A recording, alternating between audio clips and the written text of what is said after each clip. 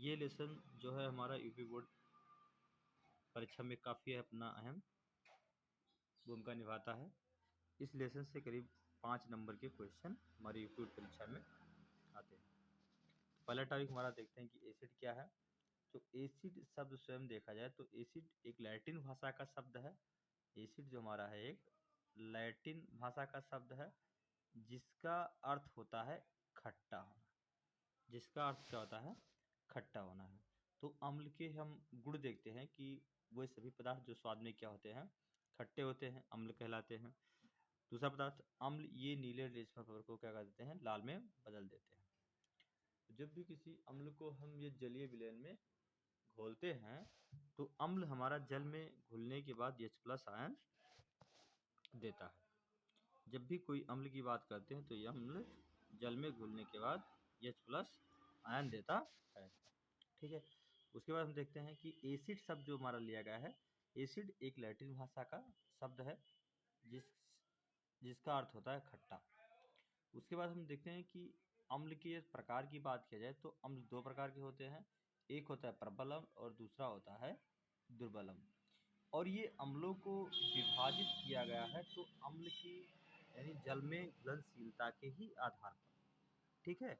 यानी प्रबल अम्ल जो जल में पूर्णतः घुलकर H+ आयन में टूट जाते हैं वे प्रबल अम्ल कहलाते हैं।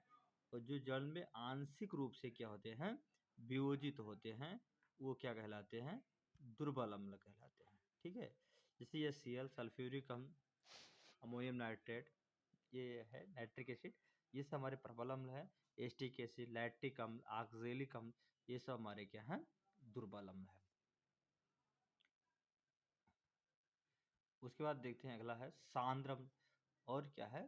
तनु अम्ल। तो जो सांद्र अम्ल और हमारा तनु अम्ल है, इनका जो हम प्रयोग करें या मतलब इनको बांटा गया है, जिसमें मात्रा कितना है पर मात्रा का है, जिसमें अम्ल अधिक मात्रा में होता है और जल क्या होता है? अल्प मात्रा में होता है। उसे सांद्र विलयन कहते हैं, यानी सांद्र अम्ल कहते हैं। और दूसरी बात कहते हैं तल की, जिस अम्ल में अम्ल की मात्रा कम होती है यानी अल्प होती है, उसे हम लोग क्या कहते हैं? तनु विलयन कहते हैं, यानी तनु अम्ल कहते हैं। ठीक है। उसके बाद देखते हैं जो हमारा क्या है? क्षारक। क्षारक की इंग्लिश बेस होती है। क्षारक जस्ट इसके अपोजिट होते हैं, जो स्वाद में कड़वे होते हैं क्षारक कहलाते हैं। ये लाल रंग को नीले रंग में बदल देते हैं। उसके बाद देखते हैं ये जलीय विलयन में OH- आयन देते हैं। ये भी 2 प्रकार के होते हैं। एक हमारा होता है प्रबल क्षारक और एक होता है हमारा दुर्बल क्षारक। यानी जो जल में पूर्णतः OH- आयन देता है वह प्रबल क्षारक कहलाता है। जो जल में कम रूप से आयनित होते हैं, जैसे अमोनियम हाइड्रोक्साइड लिखा है, तो ये दुर्बल क्षारक है। क्षारक और एक इसमें एक शब्द आता है क्षार। ठीक है। तो क्षार जल में घुलनशील क्षार को हम लोग क्या कहते हैं? क्षारक कह सकते हैं। तो यहाँ पर ये ध्यान रखना है कि सभी क्षारक क्षार नहीं हो सकते हैं, लेकिन सभी क्षार क्षारक हो सकते हैं। उसके बाद टॉपिक देखते हैं हमारा क्या है? लवण है। इसको देखें, लवण को देखेंगे। ठीक है।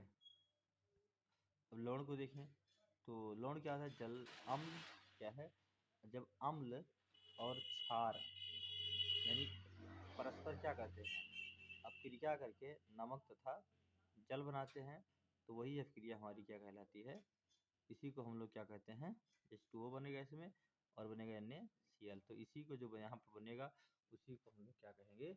लवण कहेंगे। ठीक है। लवण अम्ल व क्षारक की परस्पर अपक्रिया से बनता है। तो HCl अम्ल है और NaOH क्षारक है, तो यहाँ पर जो बनता है उसी को हम लोग क्या कहते हैं?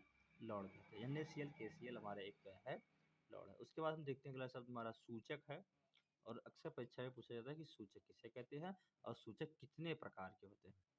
तो सूचक है कि दिए गए विलयन में अम्लता तथा क्षारक की उपस्थिति दर्शाते हैं। इनका रंग एवं गंध अम्लीय या क्षारीय माध्यम में बदल जाता है। उसके बाद सूचक के प्रकार प्राकृतिक सूचक, कृत्रिम सूचक और गंधीय सूचक। ठीक है। ये प्राकृतिक सूचक पौधों में पाए जाते हैं, कृत्रिम सूचक रासायनिक पदार्थ से तैयार किए जाते हैं और गंधीय सूचक कुछ पदार्थ अम्लीय या क्षारीय माध्यम में अपने गंध को क्या कर देते हैं? बदल देते हैं। ये तीनों का उदाहरण है कि प्राकृतिक सूचक क्या क्या है? लिटबल, लाल पत्ता गोभी का रस, हल्दी और हाइड्रोजिया के फूल, ये प्राकृतिक सूचक है। कृत्रिम सूचक फिनाप्थलीन मैथिल ऑरेंज कृत्रिम सूचक है। गंधीय सूचक प्याज का रस, वैनिल, लौंग का तेल, ये हमारे क्या है, गंधीय सूचक है। ठीक है, ये अपना अलग अलग विलेन में अपना अलग अलग कर देते हैं। उसके बाद है अम्ल व क्षारकों के रासायनिक गुण। ठीक है, तो अगले वीडियो में हम लोग पढ़ेंगे अम्ल और क्षार के रासायनिक गुण के बारे में।